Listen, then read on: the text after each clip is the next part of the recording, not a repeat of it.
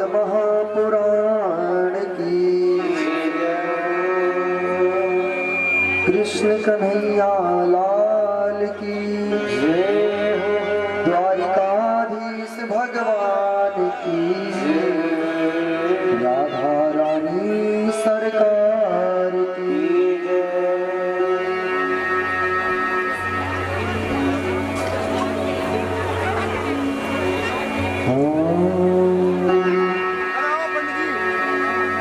हरि ओम। श्री गणेशाय नमः। श्री सरस्वत्यै नमः। श्रीमते रामानुजाय नमः। लक्ष्मीनाथ समारंभा नाथयामुनि मध्यमा अस्मदाचार्य पर्यन्तां वन्दे गुरु परंपरा। तुल्यवेगं जितेन्द्रियं बुद्धिमतां वरिष्ठं वातात्मजं वानरयोथमुख्यं श्रीरामदूतं शरणं प्रपद्ये। नारायणं नमस्कृत्य नरं चैव नरोत्तमं देवीं सरस्वतीं व्यासं ततो जयमुदीरयेत्।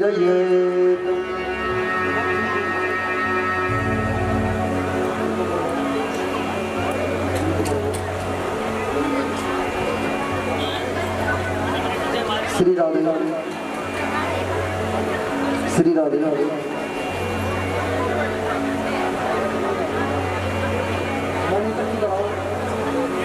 मॉनिटर की बढ़ाओ। श्री राधे राधे। श्री राधे राधे।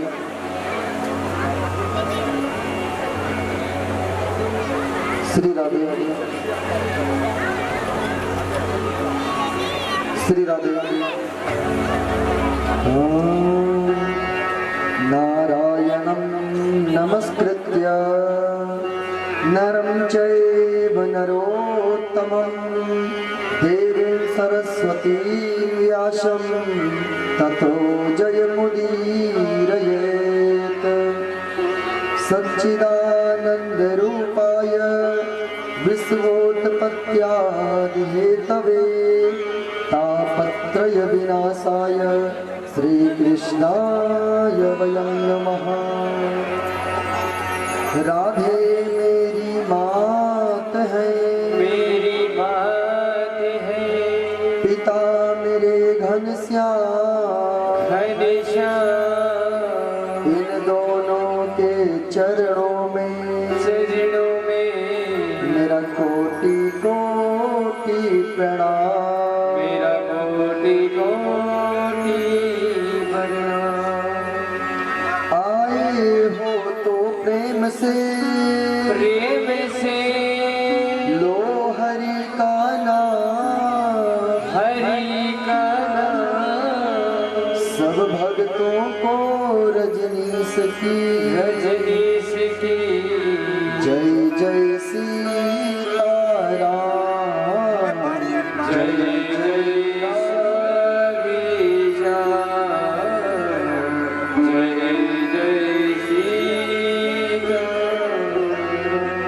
सब द्वारन को छोड़ कर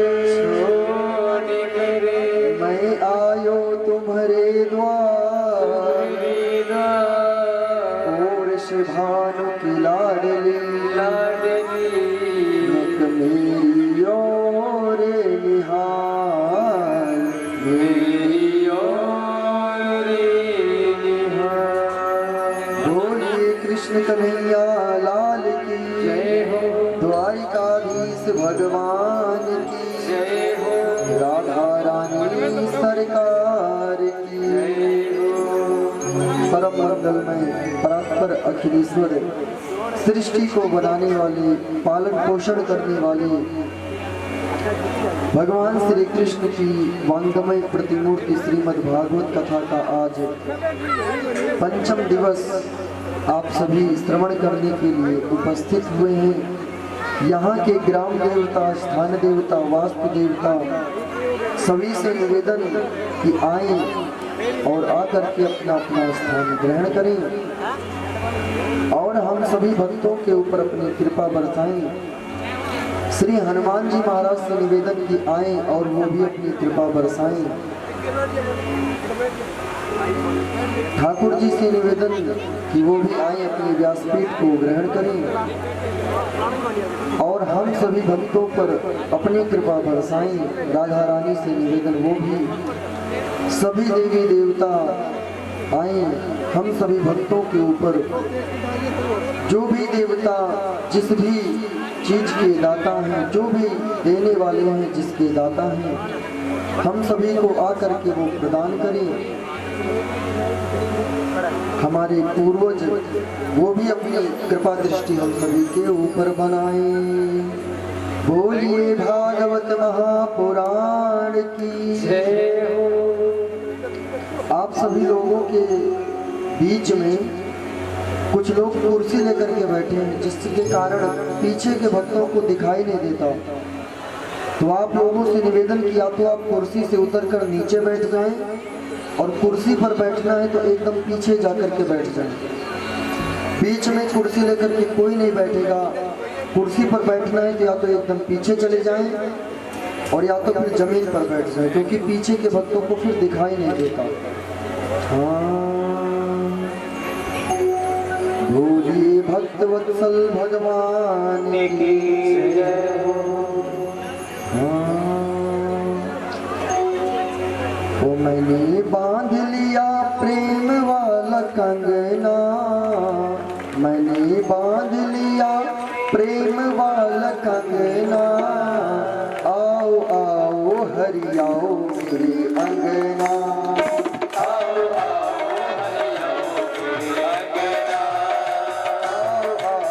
हरि आओ मेरे अंगना, आओ आओ हरि आओ मेरे अंगना, आओ आओ हरि आओ मेरे अंगना। बांध लिया, ओ मैंने बांध लिया, बांध लिया, ओ मैंने बांध लिया, मैंने बांध लिया प्रेम वाला कंगना, मैंने बांध लिया प्रेम वाला कंगना, आओ आओ हरि आओ मेरे अंगना, आओ आओ हरि आओ मेरे अंगना, आओ आओ हरि आओ मेरे अंगना, आओ आओ हरि आओ मेरे अंगना। बोलिए सांवरे सरकार की जय हो।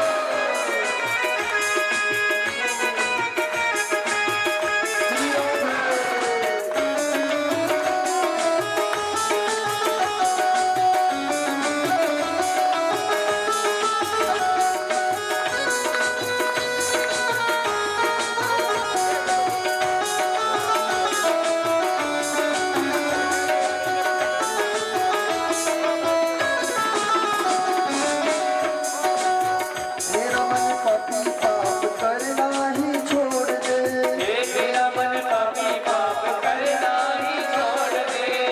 मेरा मन पापी पाप करना ही छोड़ दे, मेरा मन पापी पाप करना ही छोड़ दे। दुनिया से नाता तोड़ तेरे संग जोड़ दे, दुनिया से नाता तोड़ तेरे संग जोड़ दे। मान मेरी ओ यही मान यही मान मेरी ओ यही मांग मेरी, यही मान मेरी और कोई मंगना, यही मांग मान मेरी और कोई मंगना।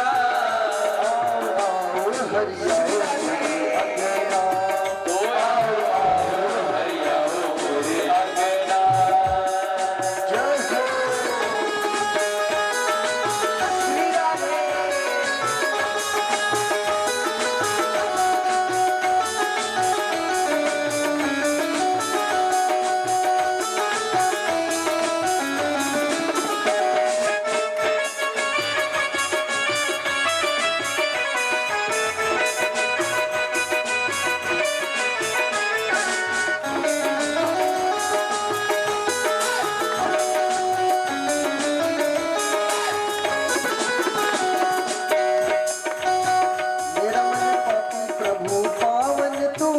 दे, मेरा मन पापी पावन तू कर दे, मेरा मन पापी प्रभु पावन तू कर दे, मेरा मन पापी पावन तू कर दे, तेरा मेरा नाता जुड़े ऐसा मुझे कर दे, तेरा मेरा नाता जुड़े ऐसा मुझे कर दे, मेरा मन पापी प्रभु पावन तू कर दे, मेरा मन पापी प्रभु पावन तू कर दे, तेरा मेरा नाता जुड़े ऐसा मुझे कर दे, तेरा मेरा नाता जुड़े ऐसा मुझे कर दे, रंग ऊपर हो तेरे रंग ऊपर, तेरे रंग ऊपर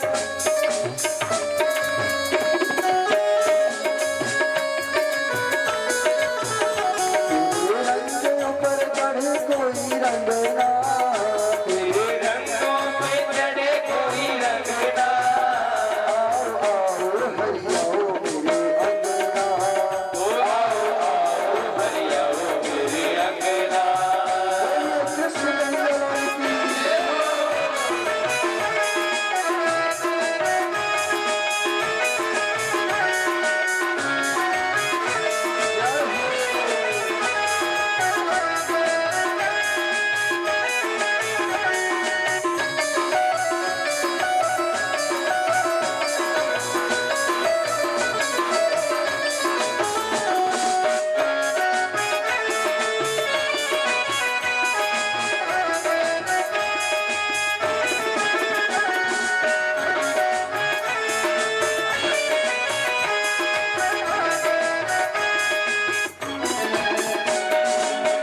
मेरी श्याम प्रभु तेरा ही गुण गाऊं मैं तो, मेरे श्याम प्रभु तेरा गुण गाऊं मैं तो, तेरा गुण गाऊं प्रभु तुमको रिझाऊं मैं, तेरा गुण गाऊं प्रभु तुमको रिझाऊं मैं, तेरे सिवा प्रभु हाँ मेरे सिवा प्रभु, तेरे सिवा प्रभु तेरे सिवा प्रभु, तेरे सिवा प्रभु कोई और संग ना, तेरे सिवा प्रभु कोई और संग ना, आओ हरि आओ मेरे अंगना, ओ आओ आओ हरि आओ मेरे अंगना, हरि आओ मेरे अंगना, आओ आओ हरि आओ मेरे अंगना, आओ आओ हरि आओ मेरे अंगना, आओ आओ हरि आओ मेरे अंगना, मैंने बांध लिया ओ मैंने बांध लिया मैंने बांध लिया, बांध लिया प्रेम वाला कंगना, मैंने बांध लिया प्रेम वाला कंगना, आओ हरि आओ मेरे अंगना, ओ आओ आओ हरि आओ मेरे अंगना,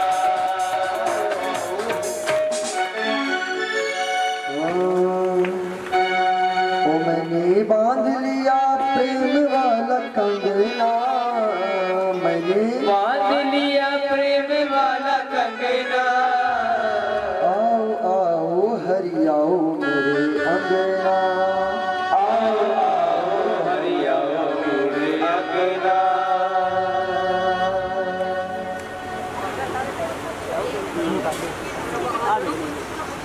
और क्या चाहिए मैं इसमें कैसे करूँगा मेरा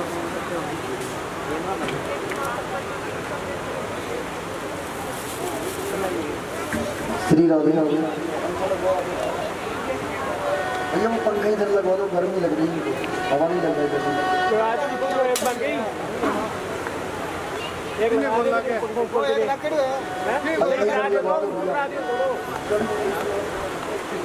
वो पर लकड़ी अभी नहीं पास हाँ इधर करवा दो, बंद कर दो। हाँ, बोलिए कृष्ण कन्हैया लाल की जय हो। कल की कथा में हमने श्रवण किया था ठाकुर जी का प्राकट्य कहाँ पर हुआ, सभी लोग बताइए। भगवान का जन्मोत्सव, भगवान का जो जन्म हुआ, प्राकट्य हुआ, वो कहाँ पर हुआ पता है किसी को? हाँ बताइए कहाँ पर हुआ भगवान का जन्म? सब बातें कर रहे हैं आगे से पीछे तक सब, कोई चाय पर ध्यान, कोई पानी पर ध्यान। हाँ, एक बात जानते हो, भगवान की कथा में जितना चाय पानी पर ध्यान दोगे ना, भगवान कृपा बरसाने में उतना ही वो भी चाय पानी पर ध्यान देंगे। हाँ, अब आप चाय पानी पी रहे हो तो ध्यान भटक रहा है, वो चाय पानी पर ध्यान दिए तो आप बिखर जाओगे। इसलिए चाय पानी पर कम, भगवान की कथा पर ध्यान दो। बताओ भगवान का जन्म कहाँ हुआ था कल? आपके घर में? कहाँ पे हुआ था बताओ?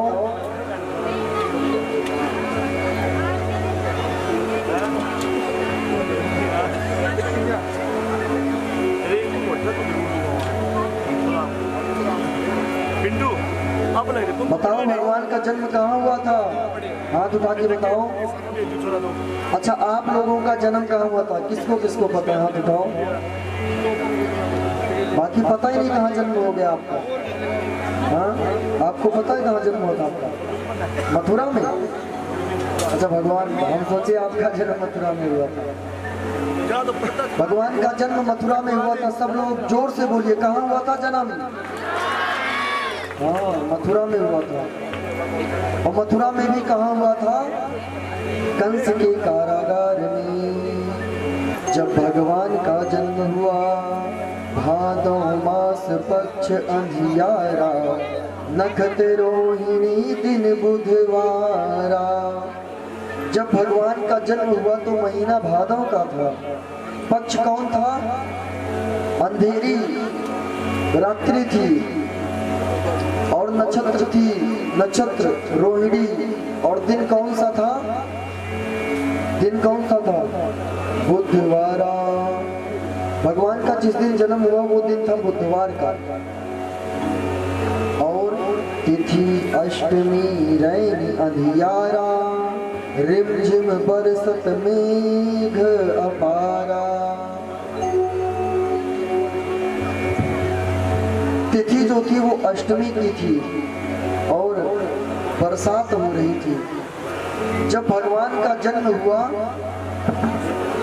जब भगवान का जन्म हुआ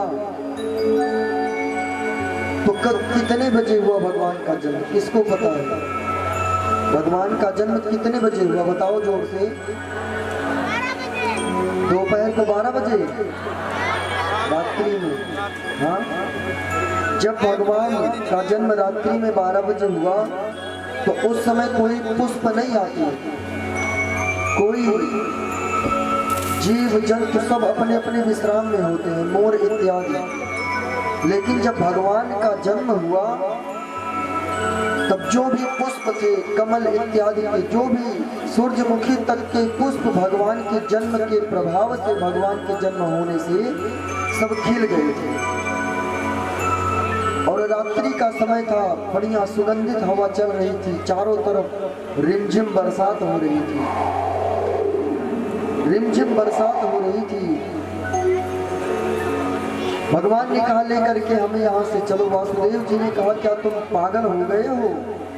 अरे इतने बड़े बड़े ताले लगे हैं और इन तालों को तोड़ेगा कौन, खोलेगा कौन, हम कैसे चले बताओ?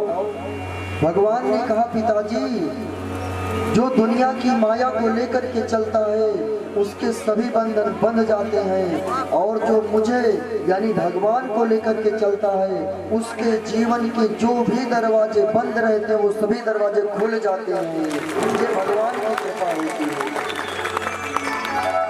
इसलिए भगवान को लेकर के चलना, कोई भी कार्य हो, सफल हो तो भगवान से कहना, हे नाथ आपकी कृपा से ये कार्य सफल हो गया। मैं तो कुछ भी नहीं जानता, एकदम अधम हूँ, पापी हूँ, नीच हूँ। अरे मुझ में तो इतनी भी काबिलियत नहीं है कि मैं आपकी कथा में आ सकूं, आपके कीर्तन को कर सकूं। लेकिन आपने देखा होगा जब इंसान, लंगड़ा भी जब एक लाठी पा जाता है, लंगड़ा भी एक लाठी पा जाता है तो उस लाठी के सहारे वो पार हो जाता है। अरे परमात्मा भी उस लाठी की तरह है, वो मिल गए तो सब पार हो जाएंगे। उस लाठी की तरह है परमात्मा, और हम सभी लंगड़े हैं। जीवन को जीने के लिए हम सभी लंगड़े हैं।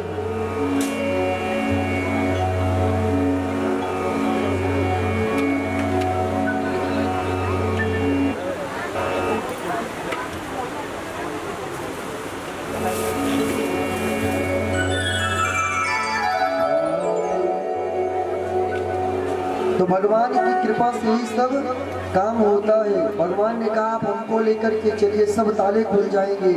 लेकर के वासुदेव जी चले, धीरे धीरे एक एक कर सारे ताले खुल गए। सभी पहरेदार वहां पर बेहोश हो गए।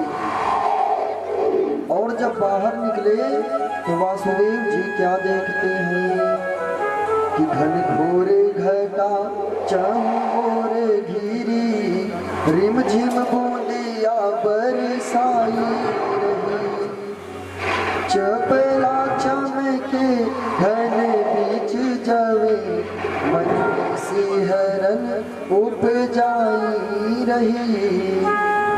और जब वासुदेव जी भगवान को लेकर के जमुना मैया के पास पहुंचे तब क्या हुआ, जल कालिंदी को बढ़न लग्यो, वे पग पर सन को आई रही, जब जल थोड़ी तक आई गयो, कोई देव की धुन जारी रही, कोई देव की धुन जारी रही। वासुदेव जी लेकर के जब पहुंचे तो जमुना मैया पढ़ने लगी। उन्होंने कहा कि हम भी भगवान के चरण धोएंगे। भगवान ने कहा कि यमुना महारानी हम पुनः आएंगे दर्शन देने के लिए। तब यमुना महारानी ने कहा कि ये जो समय है ना, ये बार बार नहीं आता, क्या पता आप लौटे कि ना लौटे, इसलिए ये भागवत रूपी कथा आपके गांव में चल कर के आई है, अधिक से अधिक सुन लीजिए, क्या पता दोबारा आए कि ना आए। और मान लो कि भागवत आ भी गई तो सुनने के लिए आप रहेंगे कि नहीं रहेंगे कोई पता नहीं है। जमुना मैया ने कहा कि हम दर्शन करेंगे, आपके चरण पखारेंगे, तभी आपको जाने देंगे। भगवान ने कहा ठीक है। भगवान उस टोकरी से एक पैर को बाहर निकाले, यमुना मैया ने स्पर्श किया और पूरी यमुना मैया कम हो गई, घुटने तक आ गई। वासुदेव जी पार किए और पार करके नंदराय यानी नंद बाबा के घर पर पहुंचे। जब वहां पहुंचे तब नंदराय के घर जाकर लाला को तुरंत सुलाया है। माया की कन्या सोती थी, फिर उसको तुरंत उठाया है। वापस लौटे मथुरा आए और बंदी घर वैसा पाया है। ये वासुदेव जी पहुंचे नंद बाबा के यहाँ, वहां पर भगवान को लिटा दिए और माया रूपी कन्या सो रही थी, उसको लेकर के आए। जब आए तो देखा कि जब भगवान को लेकर के जा रहे थे तब ये ताले खुल गए और अब माया को लेकर के आ रहे हैं तो सारे ताले बंद हो गए। लेकर के पहुंचे उधर कंस को पता चला कि 8वां गर्भ हो गया, 8वां गर्भ हो गया। वो भी तलवार लेकर के आया मारने के लिए। देखा उसने कि ये तो कन्या है। जब कन्या को देखा, देखे कंस, तब पत्थर की शिला पर पटकना चाहा। हाथ में उठाकर उस कन्या को पत्थर की शिला पर जैसे ही पटकना चाहा, पटका, तुरंत ही क्या हुआ कि वो कन्या हाथ से छूट करके आकाश में उड़ गई। आपको पता है ये जो कन्या थी ना, ये माया थी। आपको भी माया सच लगती है, लेकिन जिस दिन आप इसे अपना बनाना चाहोगे, कंस की तरह मारना चाहोगे, पकड़ना चाहोगे, ये माया छूट जाएगी आपके हाथ से, कुछ हाथ नहीं आएगा। इसलिए माया को नहीं, माधव को पकड़ना सीखिए। वो कन्या आकाश में उड़ गई। आकाश में जाकर के वो कन्या कंस से क्या कही, ओ मूढ़ मुझे क्या मारेगा, तेरी बुद्धि अति भ्रष्ट हुई, तेरा प्रयास सब विफल हुआ, तेरे हंता की सृष्टि हुई। उस कन्या ने आकाश से कहा कि ओ कंस मूर्ख, मुझे तू क्या मारेगा, अब तो तेरा अंत निश्चित है। और तूने जितने प्रयास किए ना वो सारे प्रयास नष्ट हो गए, सब विफल हो गए। हाँ, इस घोर पाप से ओ पापी तू भारी कष्ट उठाएगा, अब नहीं बचेगा दुर्बुद्धि, हरि हाथों मारा जाएगा, हरि हाथों मारा जाएगा। उस कन्या ने कहा कि ओ पापी कंस, तुमने जितने पाप किए हैं इस दुनिया में वो सारे तुमको भोगने पड़ेंगे, बिना भोगे फुर्सत नहीं है। और अब तो तुम हरि के हाथों मारे जाओगे, क्योंकि तुमने पाप इतना किया है कि तुम हरि के हाथों मारे जाओगे। और तुम्हें मारने वाला गोकुल में जन्म ले चुका है, गोकुल में जन्म ले चुका है। इस बात को कह करके वो कन्या वहां से चली गई। इधर कंस आया अपने महल में, अपने निज सेवकों को बुलवाकर पूछा कि गोकुल में जो छोटे छोटे बच्चे हैं उनको कौन मारेगा।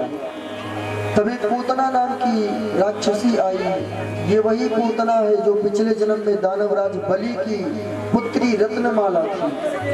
आई और आकर के बोली, कंस मुझे भेज दो, मैं पूरे गोकुल के जो छोटे छोटे बालक होंगे, अभी नवजात बालक, उनको मैं मार दूंगी सबको एक तरफ से, तो उसमें जो आपका काल होगा वो भी मर जाएगा।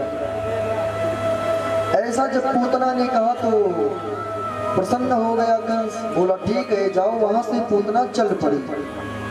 इधर सवेरे जब यशोदा मैया सो करके उठी, रात्रि में देखी थी कि बेटी है, सो गई थी। सवेरे नंदा सुनंदा इनकी ननद है पहुंची, देखी कि जो छोरी थी वो तो छोरा हो गया, जो बेटी थी वो तो रात ही रात बेटा हो गया। दौड़ी दौड़ी गई नंद बाबा से, दोनों बहनें बोली कि अरे सुनते हो, आपको तो बेटा हुआ है। नंद बाबा की उस समय दाढ़ी और मोछ सफेद हो गई थी। वो सोच ही रहे थे भगवान बेटी दे दोगे तो भी काम चला लेंगे, और बेटा दे दोगे तो भी काम चला लेंगे। और भगवान की कृपा हुई, इनके यहाँ भगवान स्वयं आए। सुने जैसे इस बात को कि बेटा हुआ है, अपने गले के 9 लखा हार को उतार करके अपनी बहन नंदा सुनंदा को दे दिए। और नंद बाबा बोले कि जा बहन, तू भी क्या याद करेगी कि तेरे भाई ने तुझे कुछ उपहार दिया है। उधर धीरे धीरे ये बात पूरे गोकुल में फैल गई। जब ये बात पूरे गोकुल में फैल गई, सभी आने लगे बधाई देने के लिए। सब प्रसन्नता से आते भगवान कृष्ण के और बलराम जी के दर्शन करते और अपने जीवन को धन्य बनाते, अपने आप को कृतार्थ समझते। नंद बाबा अपने दोनों हाथों से जिसको धन चाहिए वो धन दान कर रहे हैं, जिसको राशन चाहिए राशन।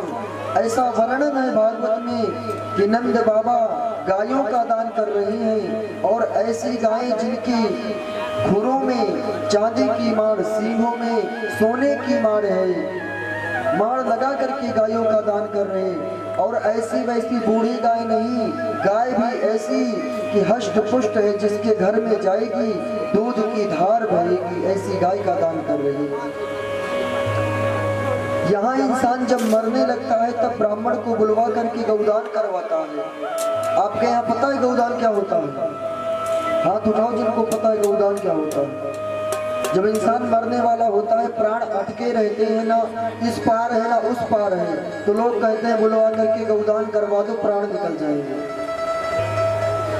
और दान भी गाय का ऐसा करेंगे कि वो गाय किसी काम की नहीं रहेगी। याद रखना, जीवन में उसी वस्तु का दान करना कि लेने वाले के जीवन में उपयोगी हो, उसके भी कार्य आ सके। अब आपने ऐसी गाय का दान कर दिया कि ब्राह्मण के घर पहुंचते पहुंचते वो गाय मर जाएगी, और जिसके लिए संकल्प करवाया, गौदान करवाया, वो बेचारा बिस्तर पर पड़ा रहेगा। लोग ऐसी गायों का दान करते हैं कि जिस गाय का दान किया वो ब्राह्मण के घर पहुंचने से पहले रास्ते में निपट जाएगी, और जिसके लिए गौदान करवाया गया वो बिस्तर पर ही पड़ा है। तो ऐसी गायों का दान नहीं करना, अच्छी गायों का दान करना। पूंछ पकड़ के दान कर दिए, और जब जीते जी अपने सामने एक भी गाय का दान नहीं किए, और जब प्राण निकल रहे थे तब गाय की पूंछ पकड़ के दान किए।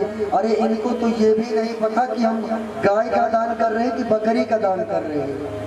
हाँ, देने वाले को पता होना चाहिए ना भाई किस चीज का दान कर रहे हैं। और बेचारे की बुद्धि फिर गई है, आंख उलट गई है, बेटा जबरदस्ती पूंछ में हाथ पकड़ा करके गौदान करवाता है। ऐसा गौदान किसी कार्य का नहीं होता है। इसलिए कहा जाता है कि अपने जीते जी जितना दान जितना पुण्य करना हो कर लो, मरने के बाद तो क्या होगा वो आप दुनिया में देख ही रहे हैं। लोगों के मरने के बाद क्या होता है, पड़ोसी जला देते हैं, और जो जलाने जाते हैं ना वो आपके यहाँ तेरहवीं होती है। तेरहवीं मरने के 13 दिन बाद भंडारा खिलाया जाता है। जितनी एनर्जी लोगों ने 13 दिन में वेस्ट करी है ना, वो सारी एनर्जी एक दिन में खाकर पूरी करते हैं। हाँ, पंडित जी को गौदान कर देंगे, क्योंकि गायों को भेजे कहाँ। आपको पता है इस धरती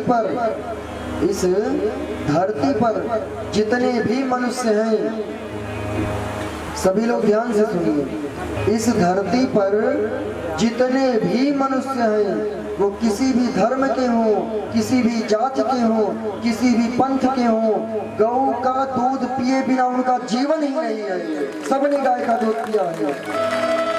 लेकिन मूर्खों को, पाखंडियों को कौन बताए कि गाय हमारी माता है।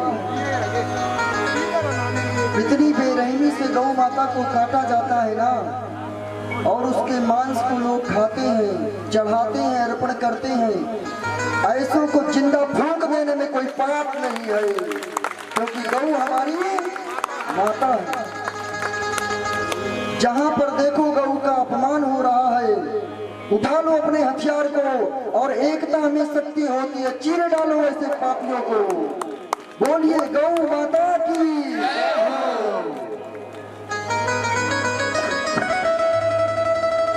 बताइए, गौ माता की सेवा करना अच्छी बात है या बुरी बात है? जितने बैठे हो सबने दूध पिया है, हाँ या ना?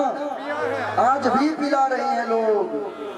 कुत्ते का दूध नहीं पीते हम, सुअर का दूध नहीं पीते हम, गाय का दूध पीते हैं। इसलिए बोलो गौ माता की जय हो। गौ रक्षा होनी चाहिए। आप पाल नहीं सकते, नमक पालिए, कोई बात नहीं, दूर से सेवा करो।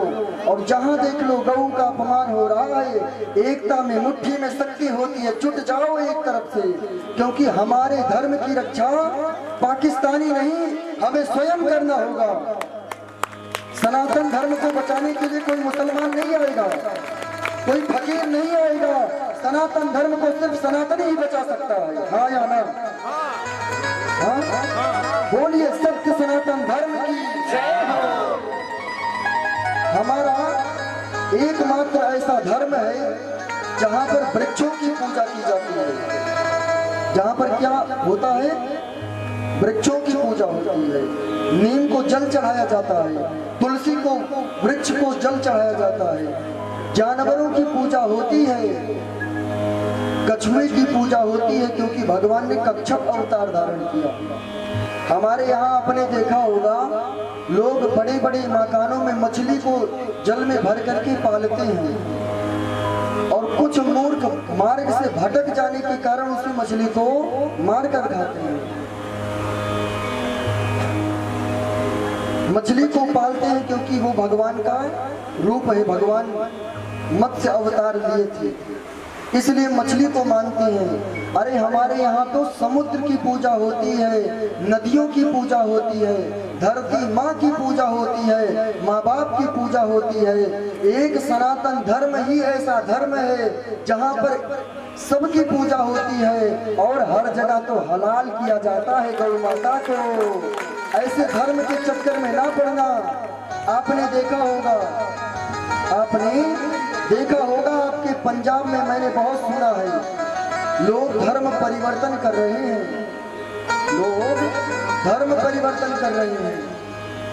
ये बताओ, आपके घर में कोई आ जाए, मान लो आपका पड़ोसी बोले कि मैं कुछ दे रहा हूँ, आप अपनी पत्नी को दे दो, अपनी बेटी को दे दो, क्या दे दोगे? हाथ उठाओ, दे दोगे? अपनी बेटी और अपनी पत्नी को दे दोगे? तो जिस धर्म में जन्म लिए हो, मर जाना अपने धर्म में मर जाना अच्छा है, दूसरे के धर्म में चादर चढ़ाने नहीं जाएंगे। अपने धर्म में मर जाएंगे, दूसरे धर्म में हम पैर भी नहीं रखेंगे। ये सनातन की शक्ति है, बस समझने की देर है, बस समझने की देर है। ये सनातन धर्म है। सनातन धर्म कोई खेल नहीं, गुड्डे गुड़ियों का कि जब मर्जी तब खेल लिया। ये धर्म है ऋषियों के द्वारा। अरे सनातन धर्म कितना पुराना है बताओ? अन्य धर्मों को झांक कर देखो, कोई 1000 साल पहला है, कोई 5000 साल पहला है। अरे हमारा सनातन धर्म तो जब से सूरज और चंद्रमा है तब से सनातन धर्म है, जब से पृथ्वी है तब से सनातन धर्म है।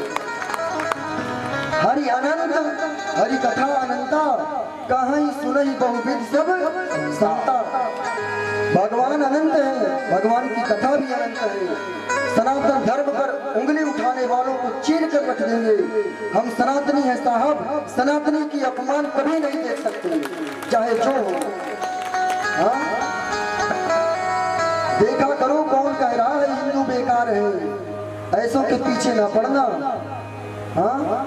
अपने धर्म में मर जाना अच्छा है, दूसरे के धर्म में पैर नहीं रखना।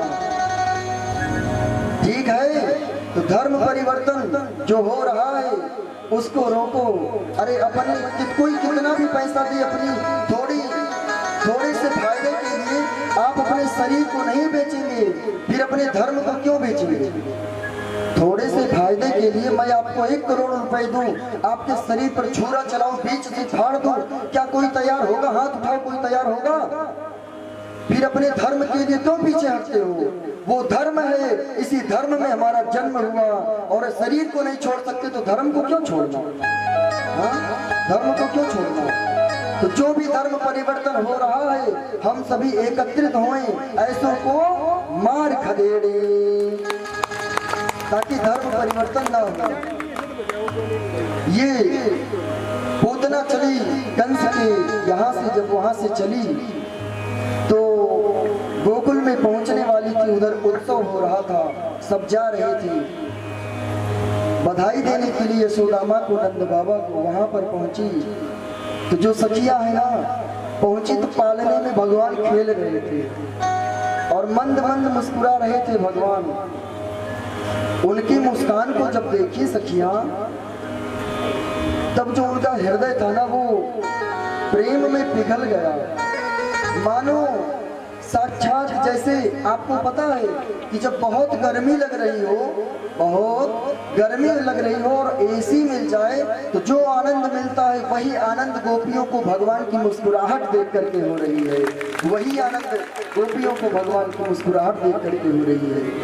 सभी गोपियां पहुंची और हाथ जोड़ करके ठाकुर जी से कहती हैं,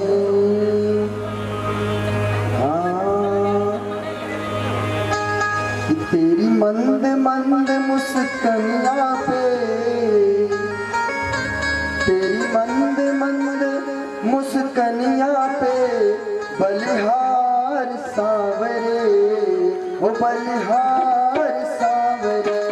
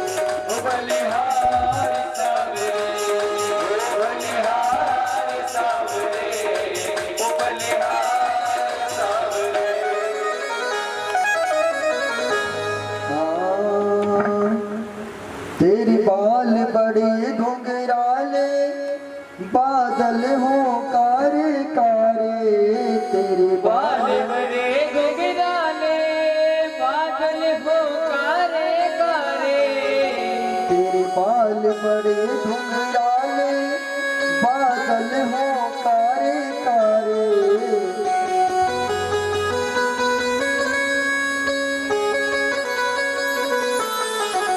तेरी मोर मुकुट लटकनिया पे तेरी मोर मुकुट लटकनिया पे बलिहार सांवरे बलिहार सांवरे वो बलिहार सांवरे बलिहार सांवरे।